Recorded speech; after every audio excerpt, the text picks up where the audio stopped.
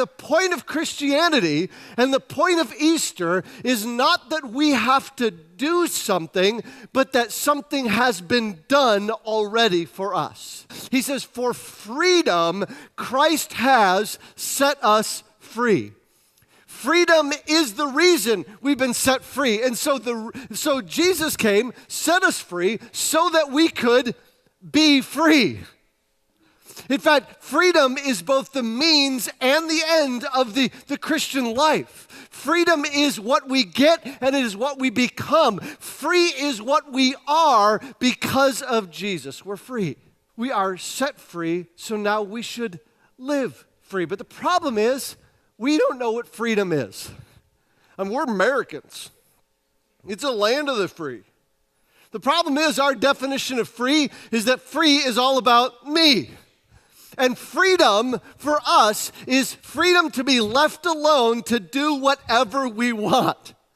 We, as followers of Jesus, are free from sin. We're not slaves to sin any longer, which means that our definition of freedom isn't to be left alone to do whatever we want. Our definition of freedom is we can now live the way God intended us to live.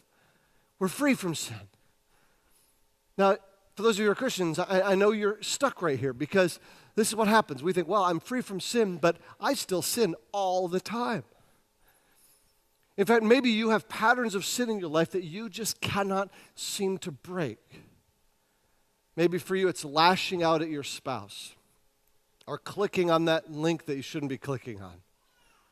And then everything in us longs for righteousness. Do you know why that is? Because if you are a follower of Jesus, you are already righteous. You are positionally righteous. You're seated in the heavenlies with Jesus. You are righteous. It's just that this part of you hasn't caught up yet. And so with every fiber of our being, we long for our sinful carcass to be caught up and swallowed in our positional righteousness. We eagerly wait for when Jesus comes back bodily to earth.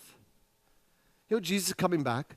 Just as he ascended into heaven in his body, he will return bodily one day. Now, you may think that's crazy, but don't forget he already did it once.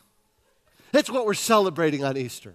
The most important thing for you to hear is the death, burial, and resurrection of Jesus. That when Jesus died, he died for the sins of the world, but he died for your sins in particular. That he was buried, that on the third day he rose again, conquering sin, Satan, and death. And in that, he offers you the free gift of righteousness. He took your sin and he wants to give you back his righteousness. So that freedom will ripple out into your world today and will one day bring you into his presence for all of eternity.